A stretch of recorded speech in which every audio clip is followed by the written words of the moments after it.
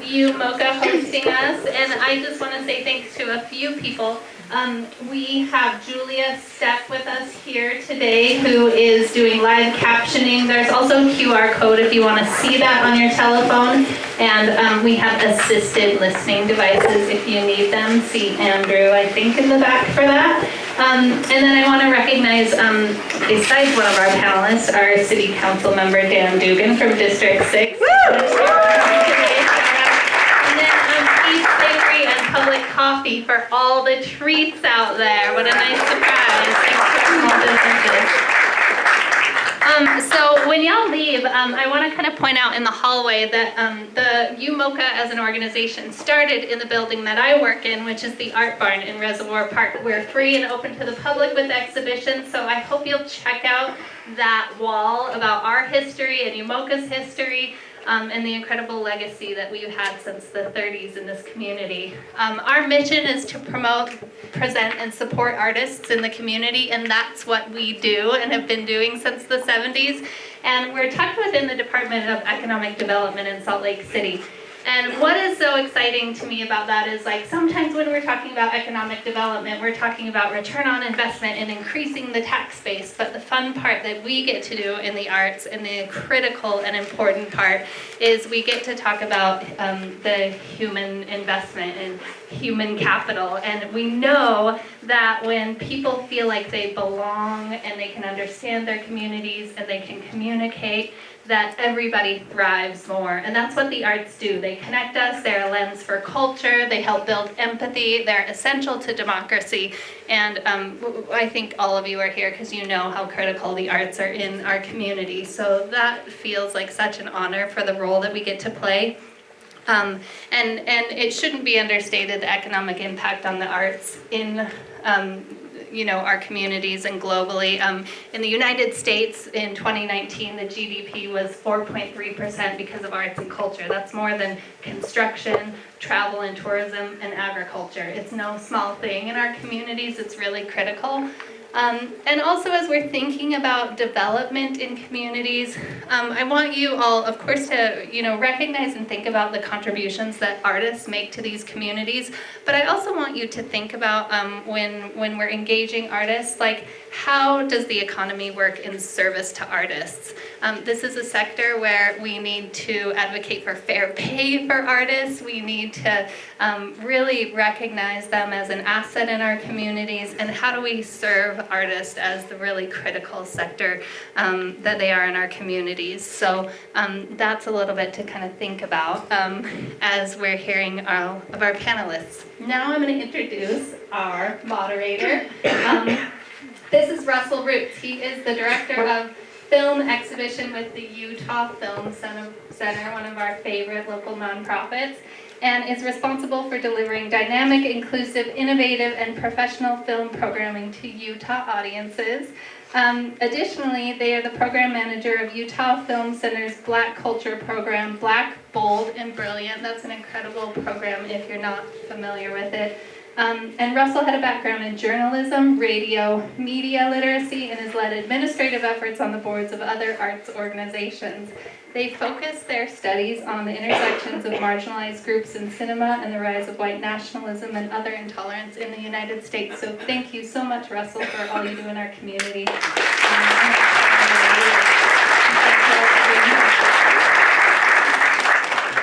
Thank you, Felicia. I really appreciate that.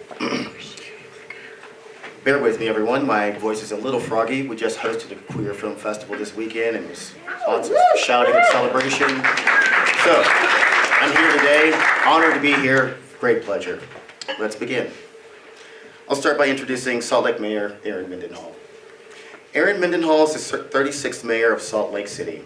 Before her time in politics, the mayor was involved in several organizations dedicated to improving air quality, including Utah Moms for Clean Air, Breathe Utah, which she co-founded, and as a member of Utah's Air Quality Board. She represented District 5 on the Salt Lake City Council before being elected Salt Lake City Mayor in 2019. The mayor's love for the people of Salt Lake City drives an unrelenting commitment to bringing people from different walks of life together in pursuit of results of the entire city. And her support for incorporating art into the city's community spaces brings us together today. Mayor Mendenhall. Thank you, Russell.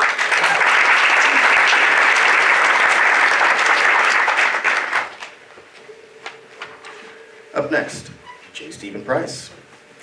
J. Stephen Price is founder and president of Price Real Estate, a commercial real estate development and investment company with over 5 million square feet of industrial and urban core real estate. Stephen serves as a University of Utah Board trustee, chair of Salt Lake City International Airport Advisory Board, and a governing board member of the Salt Lake City, Utah Committee for 2030-2034 Winter Olympic Games. Additionally, Stephen values the vibrancy, inspiration, and economic impact art has on the community, and has personally invested in over a dozen public art installations throughout Salt Lake County. Stephen Price.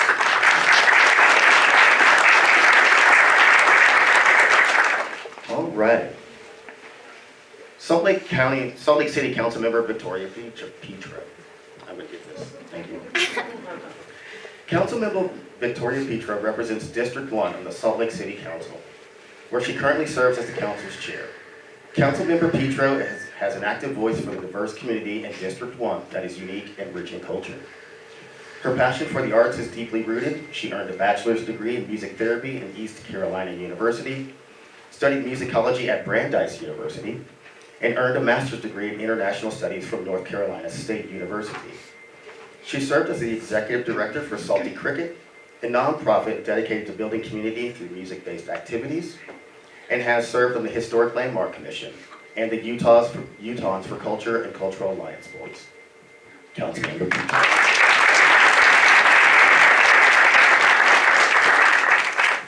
And last, but certainly not least, the team behind Smock and Roll. Smock and Roll is a mural team based in Salt Lake City, made up of 2 female artists, Allie Van Cleek and Caroline Kane. Allie runs Hot Slice Design Studio for Salt Lake City, specializing in branding and websites for small to mid-sized businesses.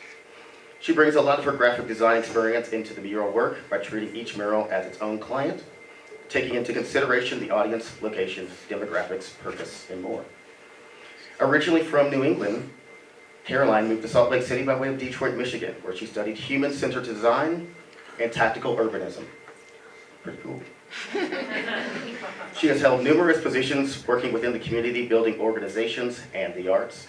She leans on her skills of curiosity and empathy to guide her design work. Her artistic goals are to inspire the imagination and to help activate underutilized spaces and promote safety of community members. Smock and Roll's work can be seen across the Salt Lake City and beyond in locations such as the Maven District, the Gateway, the Post District, America First Field, and they recently painted a bike path street mural spanning 2 city blocks on 500 West as a demonstration of Salt Lake City's Green Loop project. Put your hands together.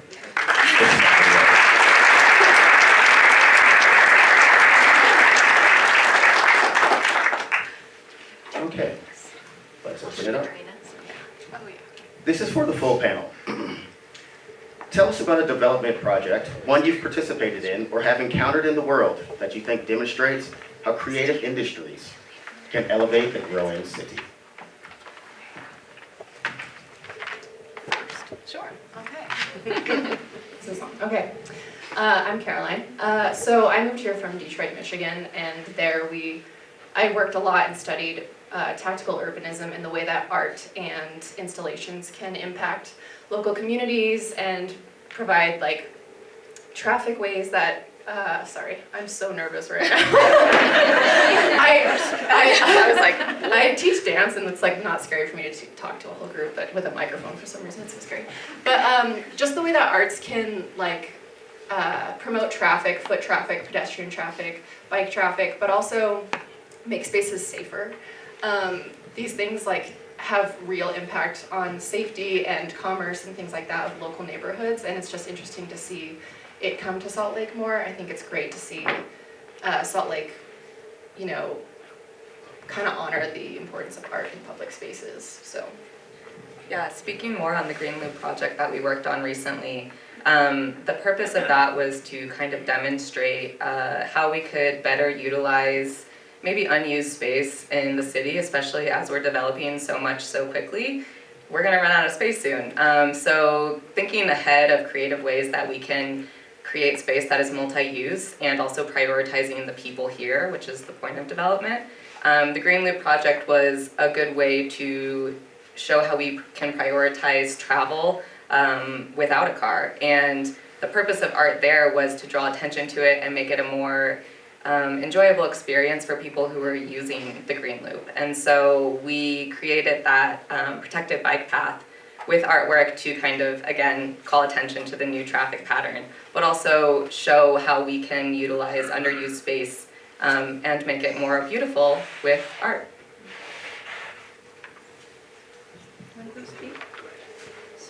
That's okay. Thanks, Russell, and thanks everybody for being here. This is a great turnout. And I can tell you want to talk to each other because we started late. So we'll try to give you, I hope, maybe some time to hang out again afterward. I'll answer this pretty briefly to say that, you know, we're growing. You know, we're the fastest growing state in the nation, population-wise. You know, our downtown residential population is doubling right now. And I think that I'm not alone in wanting us to define who we are.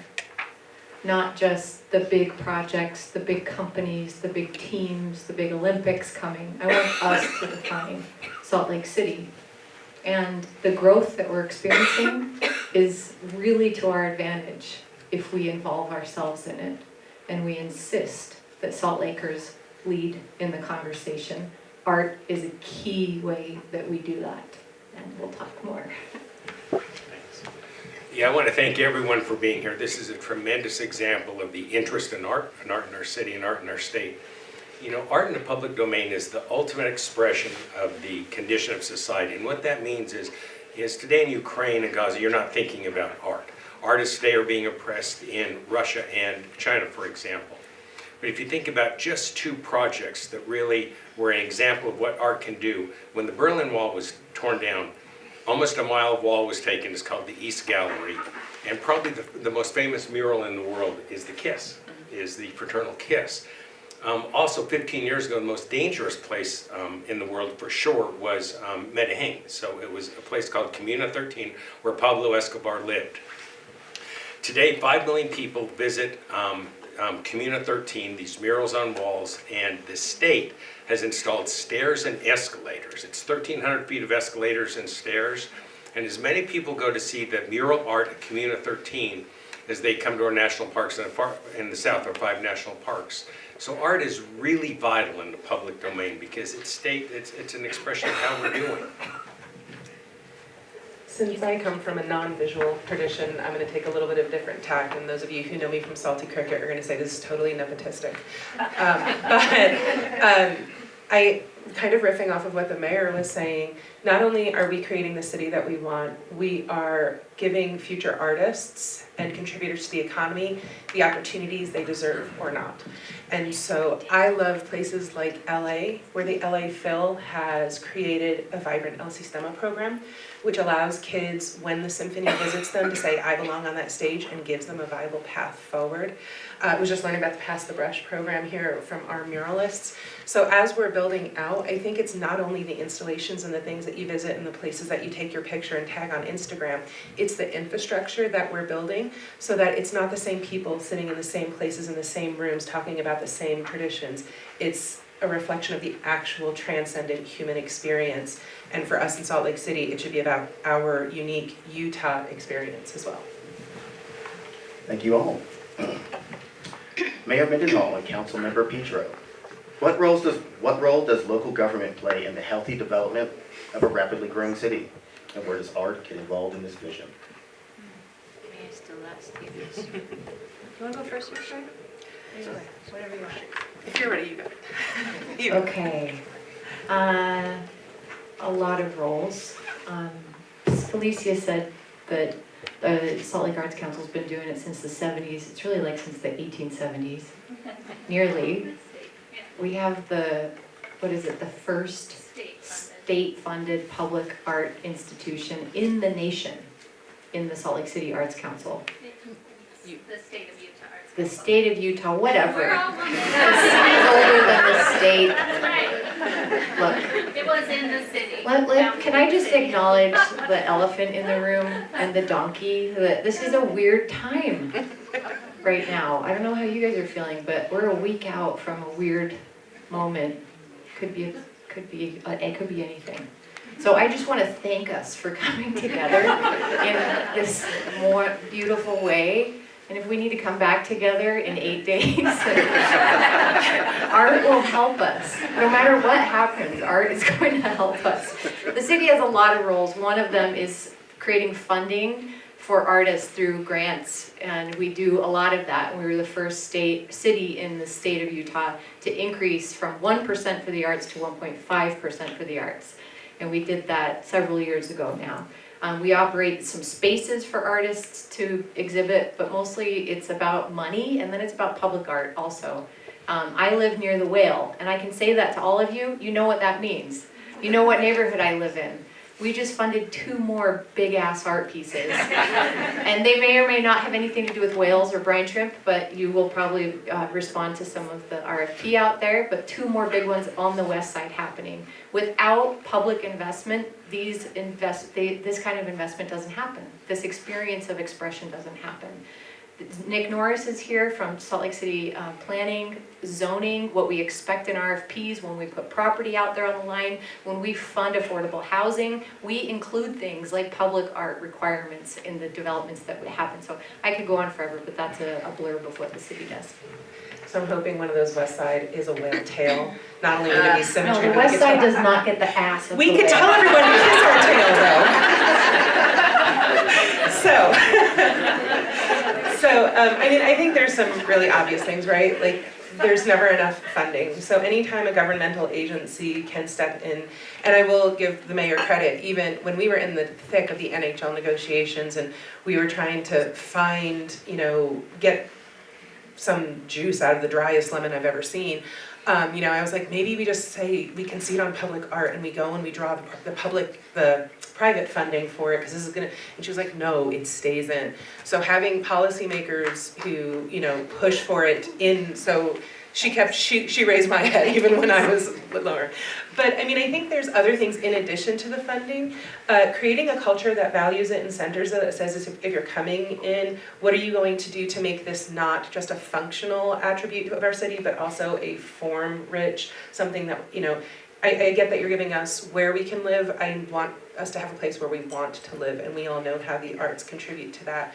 But then also, I think, there's the amplification. When I was a, chubby, ambiguously ethnic woman playing music after school with kids in Title I schools that no one else wanted to listen to, there are people in this room who forgot my names more times than they've remembered it, who suddenly remember it now because I have a title and convinced 100 of my neighbors to check my name more than someone else.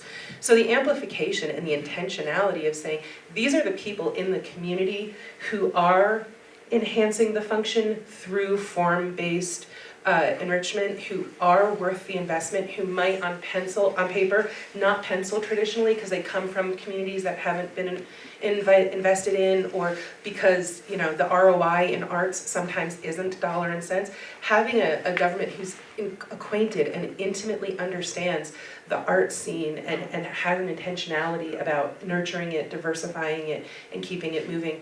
Those are non-quantifiable, non-dollar attached. And then there's always partnership. When people like Steve Price come up to you and say, I have an idea, I'm someone who goes, okay, what is it? And I listen carefully, so. Thank you. This next one is for Steve, and then Allie and Caroline. The worlds of art and real estate seem disconnected, but are essentially intertwined in a thriving city. What do real estate developers have to learn from artists, and what do artists have to learn from real estate developers? Do you want us to start?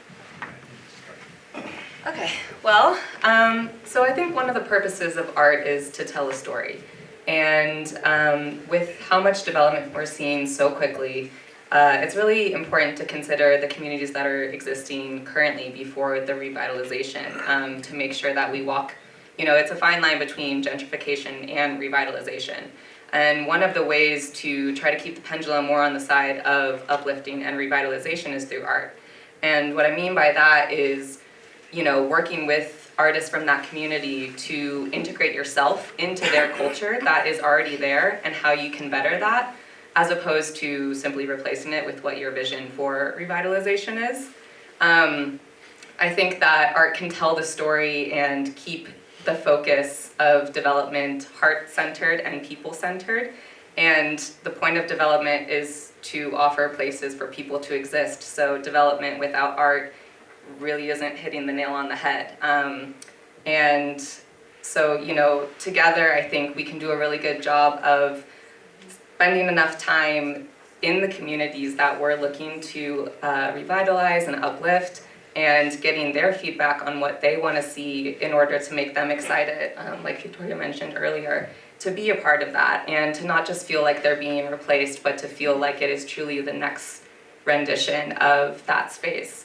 And art is just a great way to start that conversation and to keep that pendulum more on the revitalization side as opposed to the gentrification side. And it will help keep the city with the development being more culturally rich and diverse and inclusive, and keep it from feeling like this homogenous, just, you know, cookie cutter example of what's the quickest way we can get these resources out there to people. Keep it centered on the people, keep the heart in the development, and that's gonna help us, you know, create a more diverse future. That's great. You know what I think about is this, and it's great being with artists. Yeah, developers have a role, and building owners have a role. And some consider it a duty, some consider it an obligation. I think it's both. I think, you know, I think about our city all the time. We have a city that's rapidly growing, that's rapidly densifying. And we have a city that's movable with a good job. The question is, do we have a city that's livable? And what makes the city more livable? Art is a part of our DNA, for sure. And so art inspires us, and you can aspire. There are just lots of things that happen with art. So about 10 years ago, when STEM added the A, so STEAM, science, technology, engineering, art, and math, we knew there was something different that was happening, and we wanted to capture that. So we'll spend 3, 4, 5% of the cost of a building or project or renovation on art. We think it's really, really important. So we have a little rhino. It was the first rhino that was west of the Mississippi. James E. Hogle bought African breeding animals 2 generations ago. The super wealthy wanted a rail car and a zoo. Today you want an NBA team and a jet. That's probably the way it is. But when you had a zoo, you had to find a place for the zoo. It's where Liberty Park began. It's where Tracy Aviary began. Art's important. It captures history. And as those animals started to move on, there was a docent who started casting the original animals that James E. Hogle had purchased. We had the first zoo west of the Mississippi.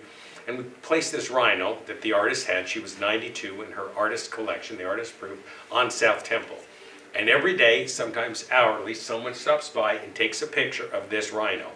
Its horn has been rubbed so often and so frequently for good luck that it is shiny. We continue to bronze it, you can't bronze it. So we're just gonna let this piece of art do what it does. But when we're in meetings or we're in our conference room or when we're working, we see people stop by all the time. They come for convention, kids, Christmas cards, family pictures. And so we know that art in the public space is really, really important. Let's go. So as far as like what we feel strongly about developers knowing in the Salt Lake area is not only including a diverse array of artists and utilizing them in different spaces, but preserving spaces for artists, because usually artists play an integral role to developing an area and then we get pushed out. So reserving spaces and maintaining that balance, but also let artists be artists, I think is a really important one. We joke about if we see another delicate arch or like generic span of mountains where our brains are gonna explode.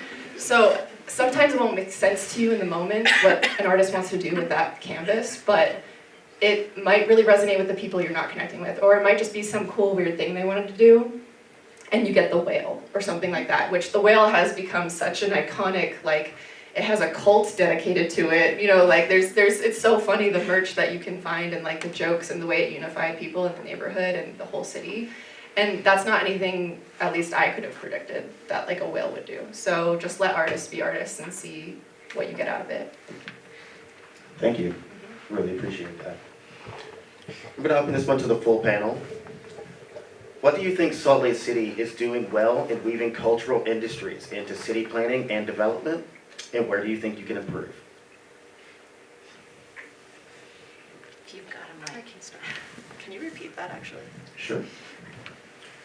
What do you think Salt Lake City is doing well in weaving cultural industries into city planning and development? And what areas can you improve in?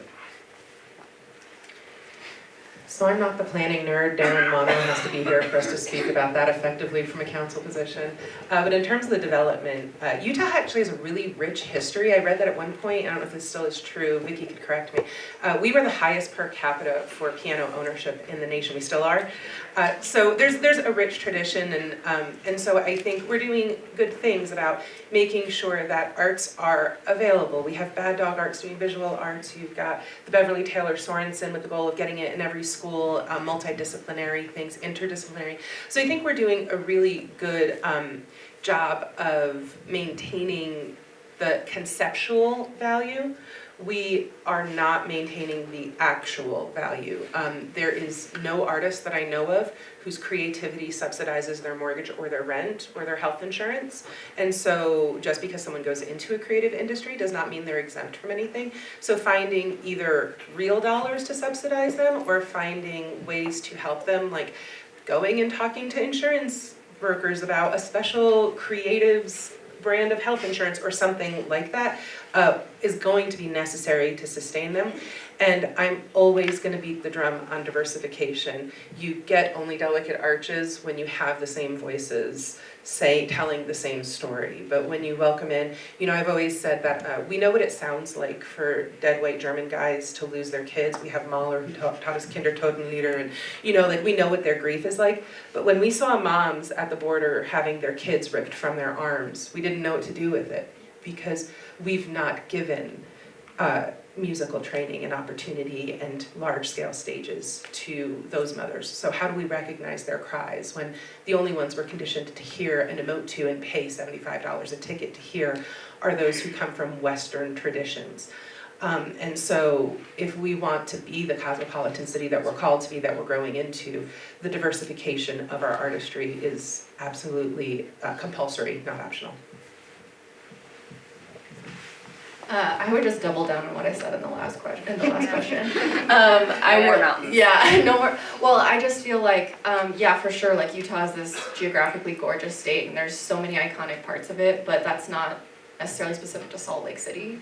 Salt Lake City is about the people and the culture, and as it being a hugely growing city and the culture that's developing, you have to be comfortable with the conversation changing, it sounding different, it looking different, and also just like more voices and more varied stories being told. I would love to see, I feel like there's a lot of talk with development in like, we value the arts because we put money into it. We value the arts because we put money into it. But then like, sometimes even as artists, it's like, but I don't really necessarily feel like the artists are being valued or like the art itself is being valued because there's such a strict idea of what that art looks like. But the whole point of an artist is to create the art. So we have to really, that respect for artists will come when like there's more variety and more truth in the art. And one more thing I think we could do to, again, show that we're actually prioritizing the art when it comes to development is give artists time to create the art. What's one thing that Salt Lake is doing good is the amount of RFPs that are out there. It's amazing. It's a great time to be an artist. There's a lot of opportunity. However, when an RFP expects the art to be completed in a month, from concept to production, that's just not realistic. I mean, look at how much time we give developers to develop land, and we just want that same amount of time to be able to create something that actually resonates, that if we're not from a community where we're putting up art, we can go spend time talking to people from that community. We can even maybe get, on some projects we've had councils from the community review our art concepts and give us feedback, and that's how you're gonna get just more art that actually has heart, as opposed to like, okay, what do we think of when we think of Utah? Like, not just surface level, but deep down, those roots, how we're gonna build them to have like a stronger structure to support the infrastructure. I'll triple down on what Caroline said, that I'm glad to hear, Ally, that you feel like there's a lot, like we're investing in the RFPs are out there, it's good feedback on timing. But the livability part that Steve mentioned, we're not, this isn't a panel about affordable housing, but that's a huge piece of it too, and making sure that there is that spectrum of affordability from 0% up to 100, that the city's helped to create like 6,500 new affordable housing units in the last 5 years with those investments. It's not enough, but we're not done, and we're gonna keep going. I think actually the third spaces in America are what our democracy needs. When we share space, we meet each other on a different playing field. And whether that's on a public bus or in a park or on a large sidewalk with our dogs sniffing each other and being better at meeting than most humans are the first time we come together, these third spaces really matter. And I've said it before, I'll say it again, I think that America's greatest challenge right now is half of us believing that we have less in common with the other half than we have in common. And that will be our demise if we continue down that path. When we share things like buses and parks and sidewalks and spaces that are truly all of ours, we come together in a new way. The Green Loop could be that. It could be a new downtown space that isn't a neighborhood park per se, but it's a park about connectivity, and it's a park that kind of begs you to walk along it and explore and discover different neighborhoods that are connected to it. We've never had something quite like that.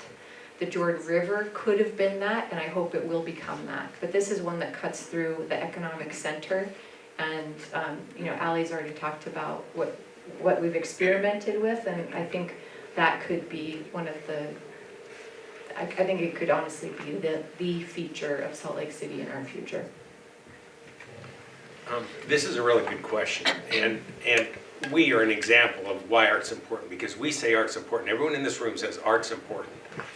If you think about two macro projects, our airport, it's not just the newest hub airport built in this century, it is, United Delta American, Delta Hub, but also from day one we had an artist, Gordon Huther. So part of what the accolades, part of what people enjoy isn't the connectivity, the gates, restaurants staying open till 10 every night, including Sunday, street pricing with the restaurants, all of those things. It's that there's art in there. And not everyone understands the art, but there's art in our international airport, and it's setting a standard for other airports around the world. Another macro project, about 8 months ago, a Robert Indiana piece of art became available. It was a really big piece of art. It was his mega piece of art, so that's the iconic Love, probably the most recognized piece of art around the world. The most recognized brands are Nike, McDonald's, Red Bull, Coca-Cola. The most recognized art's probably the Love statue. Gretchen with the UMFA has now accessioned that piece of art.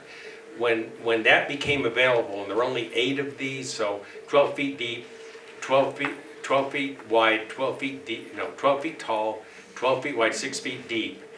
The foundation received it back, and they wanted it to be in the public domain. They didn't want it to end up behind some hedge funds, home in the Hamptons. They wanted it to be in the public domain. It was really important. And Mayor, when you talk about both sides of the aisle coming together, President Adams stood up immediately. And really rapidly, the state and the county and city and private individuals came together to acquire that piece of art. It will be now placed in Salt Lake City.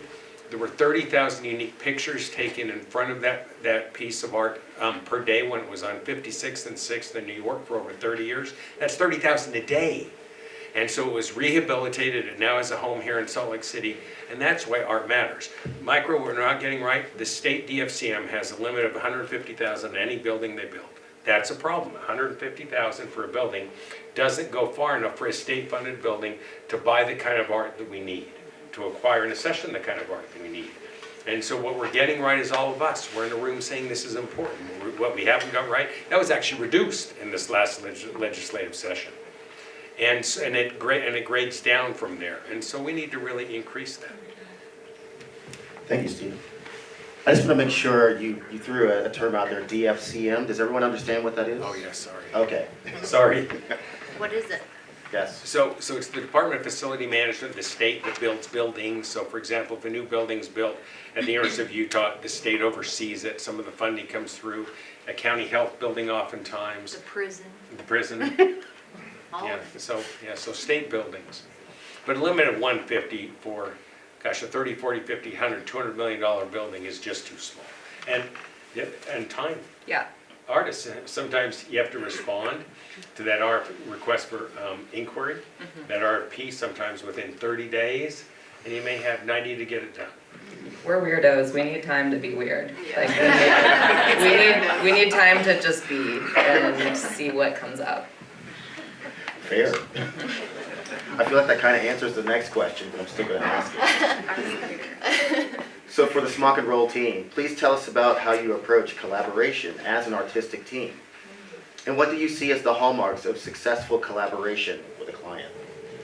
So I'll speak a little bit towards what I think it looks like success with the client, because coming from a graphic design background, that's just how my brain works a little bit more. If you can't tell from our outfits, I am business and she is weird. So we are a great team. But for me, what it looks like when it's a successful collaboration between the client and the artist is both parties respecting the knowledge that each brings to the equation. So when it comes to public art, I think it's the client's responsibility to really make sure they know what's the purpose of the art, who is it serving, what do they want it to evoke from people, what kind of parameters and themes do they maybe want to see. You know, we're really trusting them to give us those parameters. And then the successful collaboration part comes when they trust us to really create something that speaks to that. And because we are weird, it might not look like what you expect, but just know that professional artists take creating art very seriously. And especially when it's in the public sector, it's not just about ego, it's not just about putting your mark on something, it's about creating art that speaks to people. And so we take a lot of pride in the amount of research that we put into our concepts and how can we create something that's unexpected and have little Easter eggs of joy in there and just make it fun, because, I don't know, we're both very optimistic people, so our art tends to be more lighthearted and we want art to bring joy to people. So trusting us to create something that speaks to that, whether or not it's what you envisioned, and knowing that we take that job very seriously. And same, trusting that the client gives us the parameters that's going to speak to their clientele, that's going to serve the purpose best. That's what successful collaboration looks like. As far as us collaborating as a team, we're best friends in real life, and we kind of built our professional relationship at the same time as our personal relationship. So it's just been this very deeply trusting, like vulnerable and like kind of magical, playful relationship that we've created. So I feel like there's so much trust there that in the brainstorming like end of things, there's no wrong answers when we first are brainstorming. Like we'll just throw out completely random things, and sometimes those are the things that, like oftentimes those are the things that we get most excited to try to design, because it would be like, oh, how do we do that? Or like, you know, it's the most magical concept or something furthest from what you'd expect to see on a building. And so I think it's a safe space for both of us to just throw out our craziest ideas, and they're not all great, like they're not all winners. But I think just that trust, I was gonna say, like, we almost came here dressed in our Halloween costume, Frog and Toad. So we have like full like paper mache heads and stuff, so keep an eye out for that. But we were laughing so hard thinking about doing this very serious panel dressed as Frog and Toad. But yeah, I think it's like we really celebrate and respect absurdity and play. That's a huge priority in our life, and so I think that we also know how to work. And it's that balance of the two and the trust that's there. So. Wonderful, thank you. For Council Member Petro and Mayor Mendenhall, investing in underserved areas of cities can too easily lead to gentrification and displacing historically marginalized communities that reside there. What needs to happen during revitalization projects to ensure its residents aren't displaced? You want to start? Sure. I'm the Wicked Witch of the West Side, so this is always my question. This goes back to making sure your communities are prepared to be at the table. If you import You get exporting of the people who have taken the risk. But we have artists, we have business people, we have residents who have taken a chance on the place that a lot of you all speed through on your way to the airport. And their decision to dig in and be there deserves to be honored. Now, it's a problem that my neighbors, who might have the artistic aptitude to be able to execute a mural, do not have the technical proficiency because they've been denied the opportunity, because so many families had to choose monetizing their hours over pursuing an artistic art form. Those are things that we can and should, because only when we honor what has been there and elevate it, if someone comes in with an American dollar, the value of it is never questioned. As a matter of fact, the deference goes up the more of them you stack up. However, if you come into my neighborhood and a mother who has crossed borders and traversed systems that were not meant for her in her native language, and who achieves and gives the next generation a better opportunity, and she brings knowledge, we'll do things like, oh, that's not really practical, or we don't really do it that way, instead of finding the pathway to yes. Displacement, I don't care much about gentrification. In all honesty, the West Side deserves some gentrification. It should be prettier to look at. We shouldn't have human excrement on sidewalks. We should have nicer streets. So that element of gentrification, let's do that.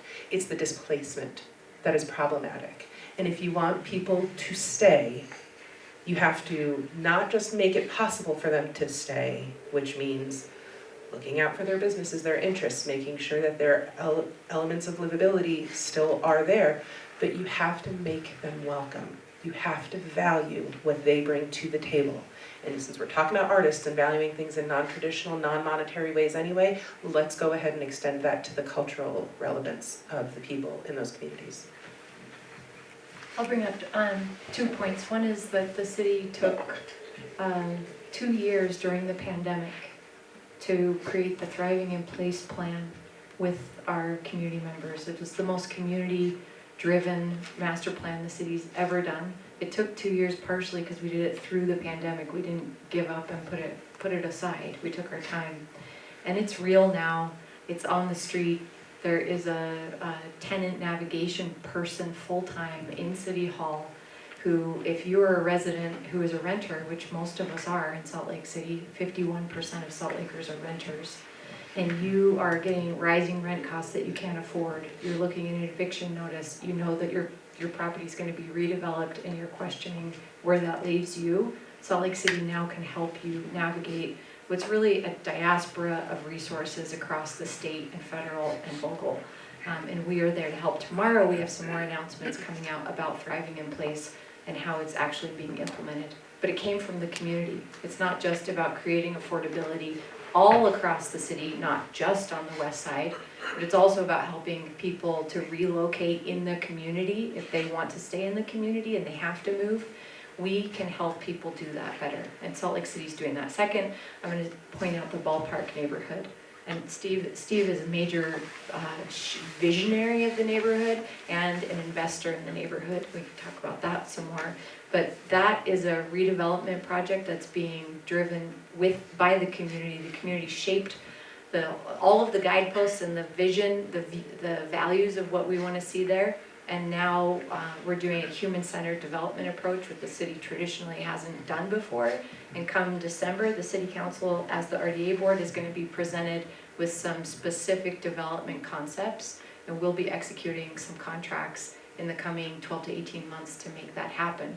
This came from the community, and it's a really different way of doing development, but it is the only way that we should be doing development for the rest of our future.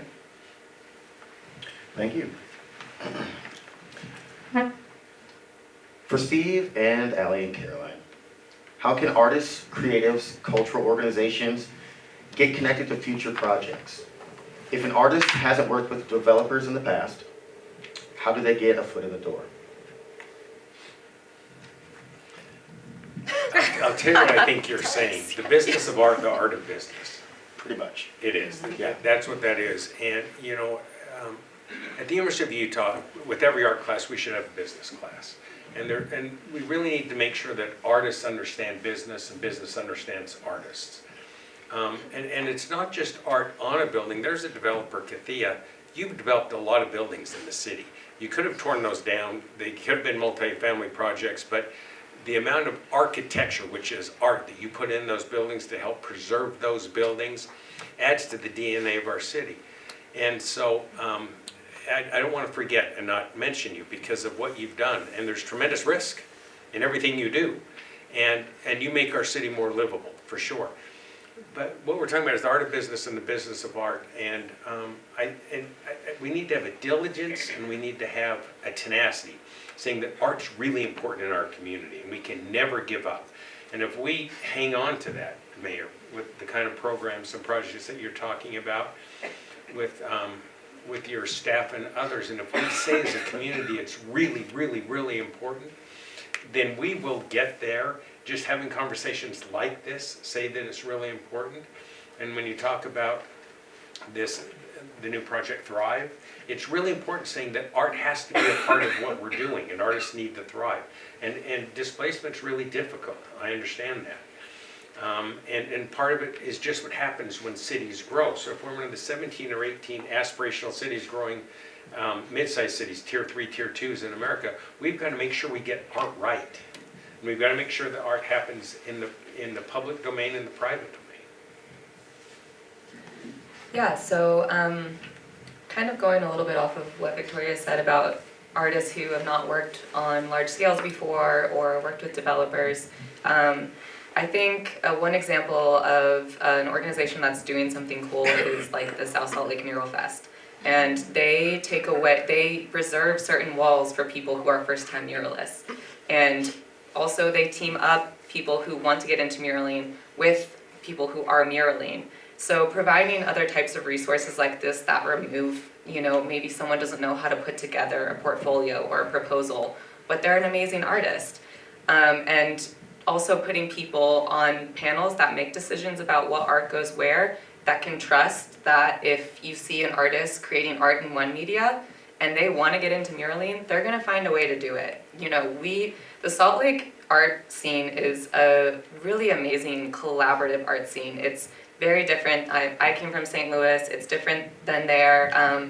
Everyone's so willing to help each other and to just put a little bit more trust in us artists who maybe aren't as well known as some of the artists who have been here for a while, and know that they have support of their community and they'll find a way to get it done, and we'll all show up for each other.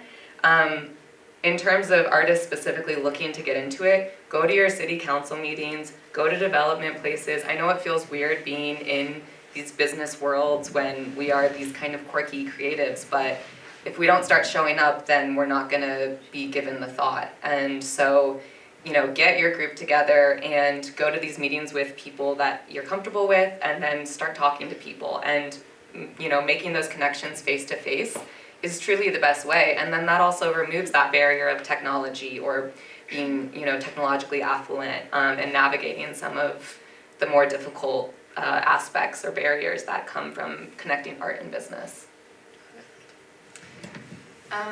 I agree with the in-person. I'm a in-person person. I really don't like doing oh my gosh, I almost just said Skype. Really revealing my age. I don't like doing FaceTime or screen or emails. It drives me crazy. I really like in-person. So going to meetings and community meetings, being involved in your community. If there is an art project or a project that has funding that's going to show up, it's going to show up in that meeting at some point. So you want to be there.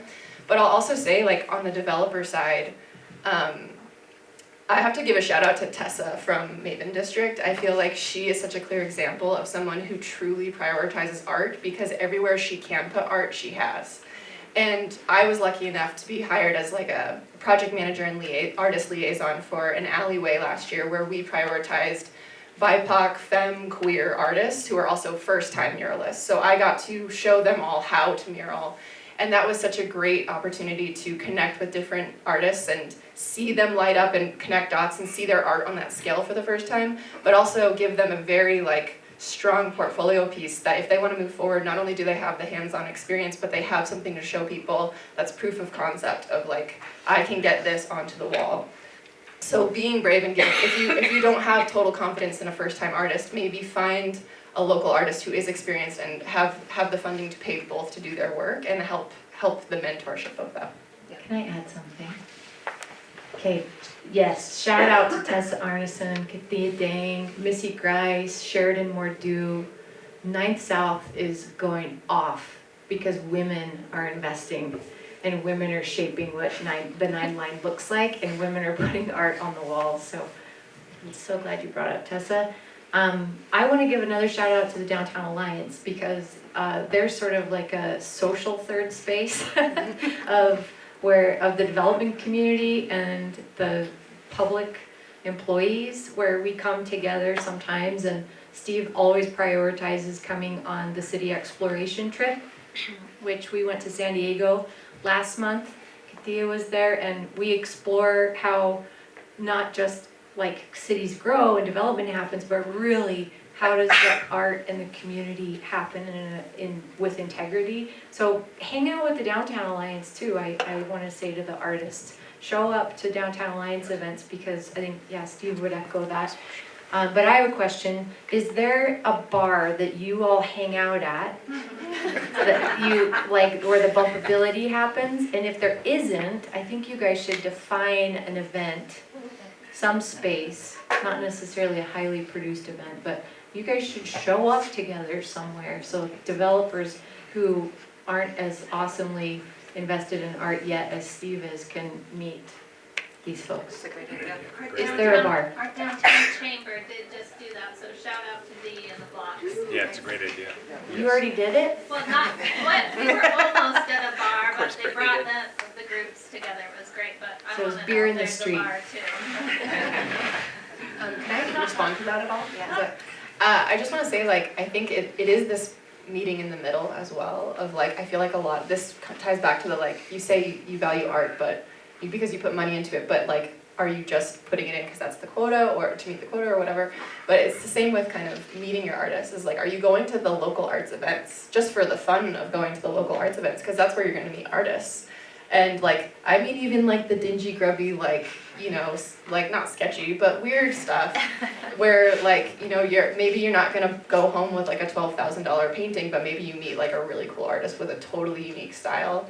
And then that, like, I think it's, you know, we do go to stuff, we go to a lot of different kind of arts events, we go to community events and community building events, but it's also that coming to us as well. And so I appreciate you having that interest.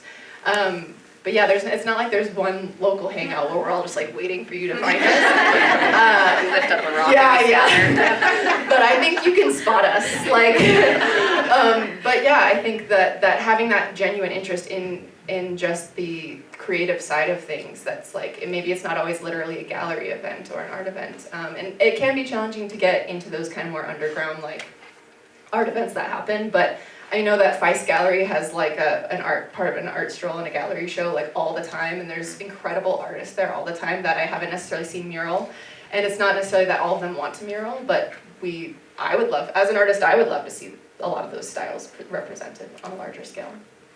Since we're blowing the timeline up, can I interrupt?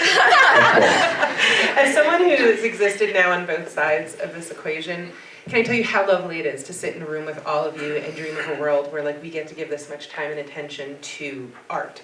And this is the world I want to live in. However, when you come see me at a council meeting, there's a possibility that we've had to talk about preparing for active shooters. Like, it's always in the back of my mind that we're going to have a tragedy coming.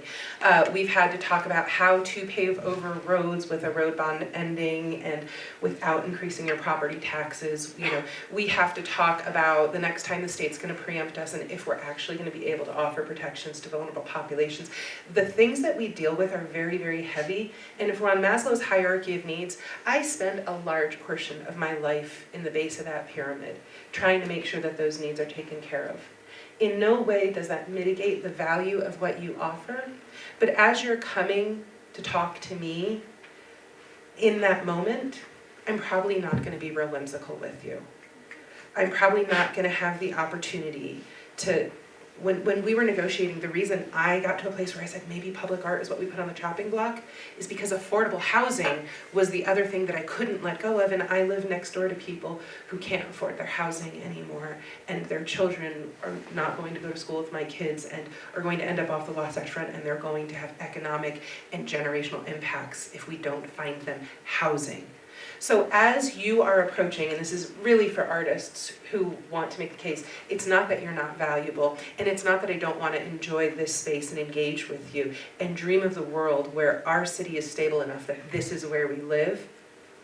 But just know when you're messaging, your whimsy is important because it's actually really therapeutic, but the communication of how we get there and how we prioritize and how we work you into the fabric is going to be important. And I'm sorry that that's the truth, but I think if you want good people to serve and to get this needle moved, to live past this decision in a week that either takes us deeper into what we have to recover from or is a turning point, this is the cost. All of us have to come understanding both the gravity of the moment that we're dealing with and envisioning the beauty and the capacity for something more whimsical and lovely and equitable at the end. Thank you, Victoria. I definitely feel we needed to have that additional context as well. So, I'm going to stay with you. One more question for yourself here specifically. The conversation, the conversation about the intersection of art and development often focuses on visual artistic mediums, primarily murals and sculptural installations. As a person with a background in music and music therapy, how do you see music and sound getting involved? I mean, who doesn't love a good soundtrack, right?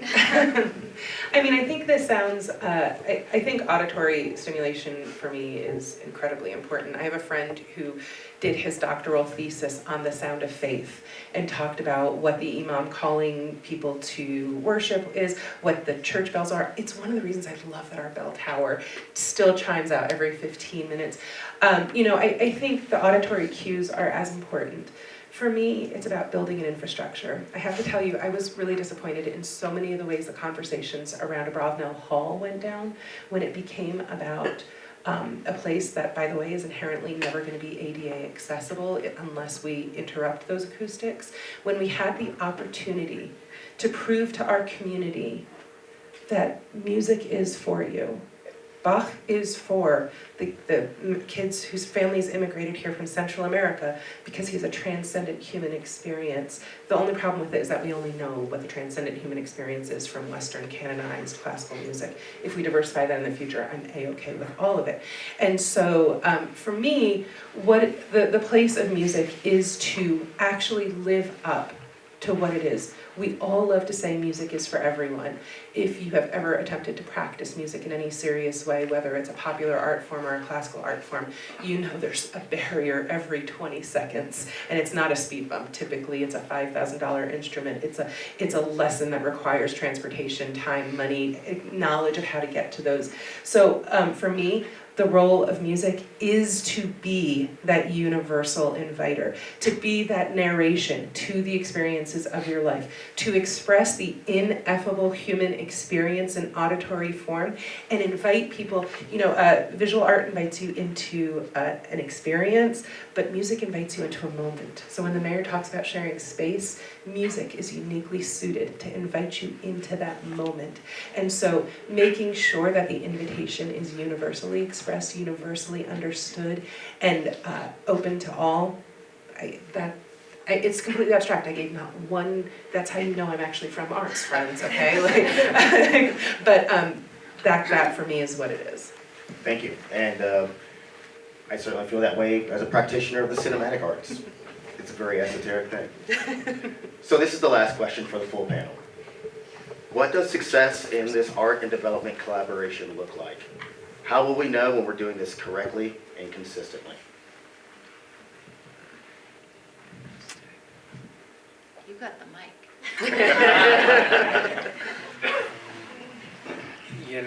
Each downtown block is large in Salt Lake City, so 10 acres, 660 by 660 feet. And if we can look into the future and see art on every single block within our city in some way, shape, or form, I think that's an accomplishment. And I think it's an aspirational goal, and that's achievable. I think that I believe that revitalization doesn't have to mean displacement. And thriving in place is meant to navigate to that place. I think success looks like communities that are both inviting and identifying And as Salt Lakers, for those of you who chose to live here, almost all of us weren't probably born in this city, but we moved to these neighborhoods. It's because I felt recognized, and I felt a recognition that I could be whatever I was gonna be in this place, even though I didn't know yet what I wanted to be. So I want that expression of welcoming and identity to be palpable in every one of our city blocks, and the communities who have built our neighborhoods are still in our neighborhoods. I feel like the success will be when Salt Lake City can actually be on the map for its arts. And that means it's going to resonate with people from not over just the country, but all over the world. And until we have artists that are represented from all over the world and all over the country and all walks of life, we're not gonna have art that resonates with those kinds of people. So it's art that, you know, it's diverse, it's inclusive, it's not what you expect when you think of Utah art. It's gonna be art from the world, art from the people of the world. Yeah, I totally agree with that, obviously, but I also think we'll know it's a success when there is a thriving, consistent art community here as well. It's not that we don't have one, it's just that like it will be broad and varied and super different in styles, and those people will all be able to make a living or be able to go elsewhere and work and have their work seen in other places and have a full career off of that. I moved here from Detroit, which is like, it's art everywhere. That's what I love about it. It's so invigorating and energizing to see art expressed everywhere from totally different styles and perspectives. And I think that there's no reason why Salt Lake can't be that same way, so.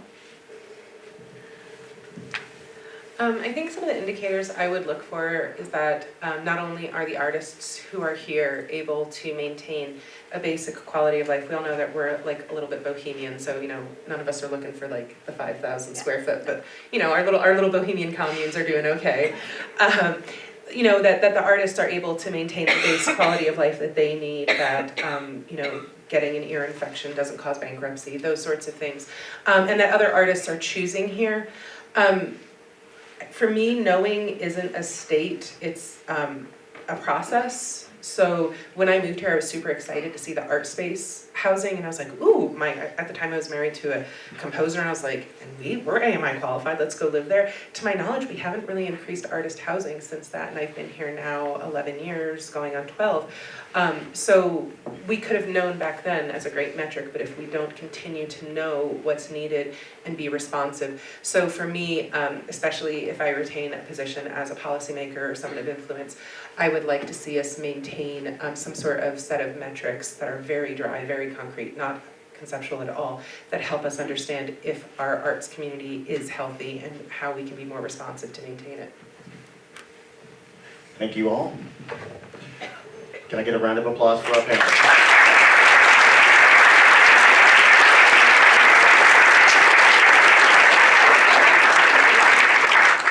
I'd like to also thank all of you for joining us. Thanks for taking time out of your busy, rainy day to come hang out with us here at UMOCA, hear this conversation.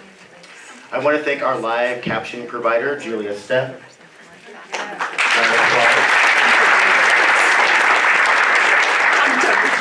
Thank you, UMOCA, for hosting us. The galleries are open for your enjoyment. And then I encourage you to continue the discussion out in the lobby. And I've got to give another shout out to our local snack maker, Eats Bakery. Thank you.